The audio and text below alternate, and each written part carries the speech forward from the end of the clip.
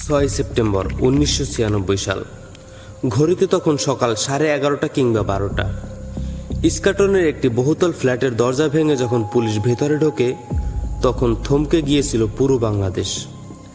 Ceiling ফ্যানের সাথে ঝুলছে একটি মরদেহ, 25 বছরের এক যুবকের নিথর দেহ, যে যুবকের হাসিতে মেতে উঠত কোটি তরুণ তরুণী, যাকে একটা পলক দেখার জন্য সিনেমা হলের সামনে রাত জেগে লাইন দিত হাজার হাজার মানুষ। সে আর নেই। হ্যাঁ, তিনি সালমান শাহ, বাংলা সিনেমার ইতিহাসের একমাত্র নায়ক, যার মৃত্যুর পর শোকে পাথর হয়ে আত্মহত্যা করেছিল বহু ভক্ত। কিন্তু এটি কি শুধুই একটি আত্মহত্যা ছিল, নাকি এর পেছনে লুকিয়ে আছে ঢালিউডের ইতিহাসের সবচেয়ে বড় এবং রহস্যময় হত্যাকাণ্ড? দীর্ঘ 30 বছর পার হয়ে যাওয়ার পরও কেন এই মৃত্যুর রহস্য উন্মোচিত হলো না? কে অপরাধী? পিবিআই এর শেষ রিপোর্টে কি বলা হয়েছিল? আজ আমরা ফিরে যাব সেই শুরু থেকে, জন্ম, রাজকীয় উত্থান, রহস্যময় মৃত্যু এবং বছরের পর বছর ধরে চলা সেই অন্তহীন তদন্তের গোলক ধাঁধায়।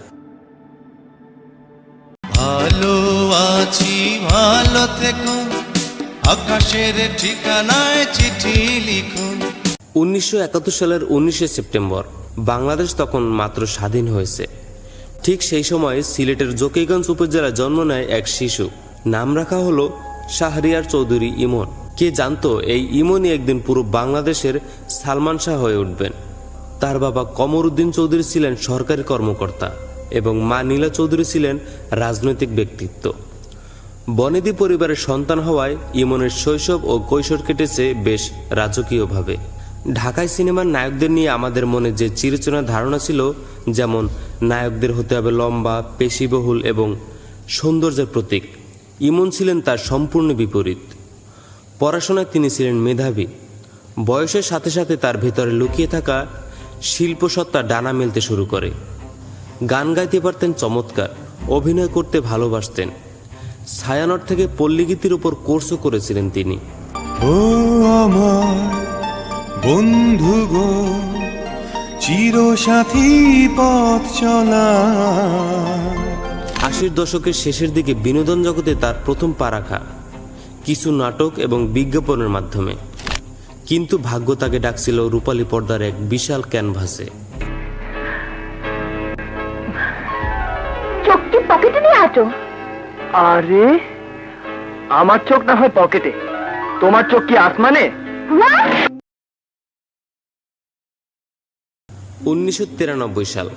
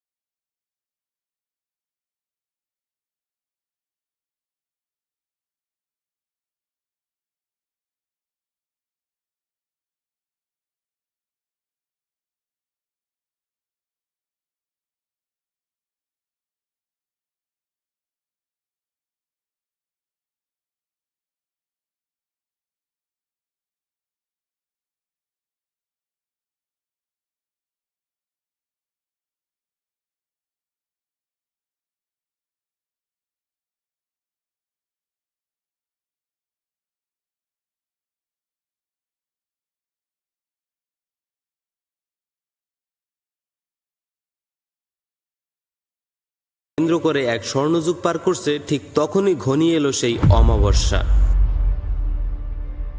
1996 সালের সেপ্টেম্বর মাস। সালমানের বয়স তখন মাত্র 25 বছর।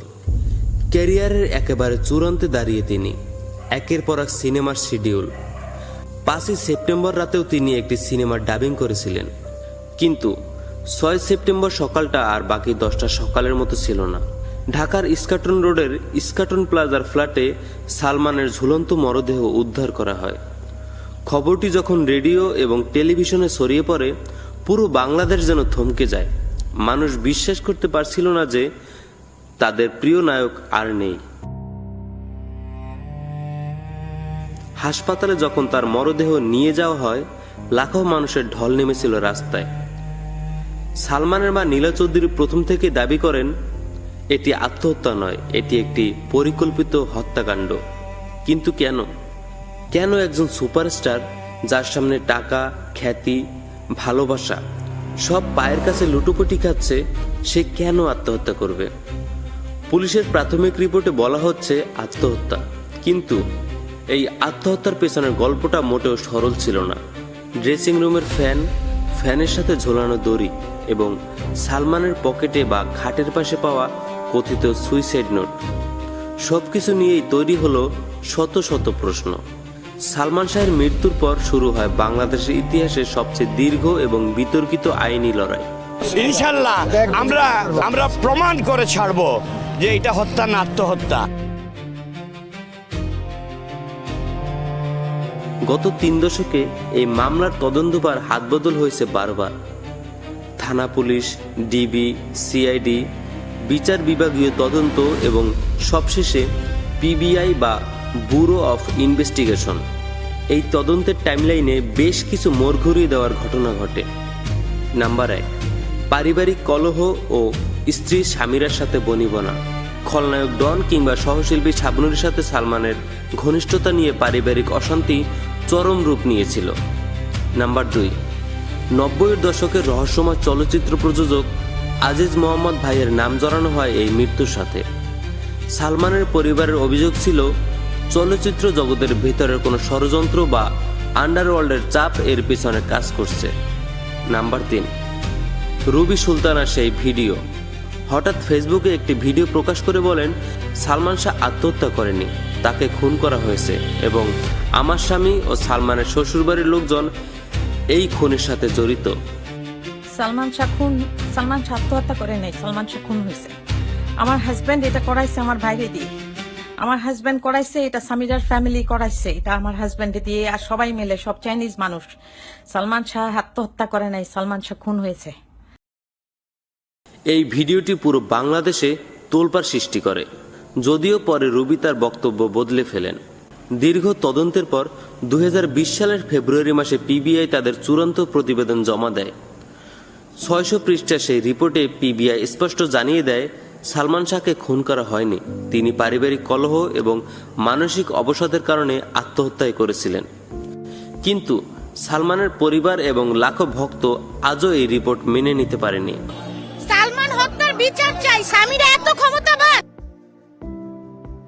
তাদের মতে এত বড় একজন তারকার মৃত্যুর অনেক আলামত শুরুতেই নষ্ট করে দেওয়া হয়েছিল।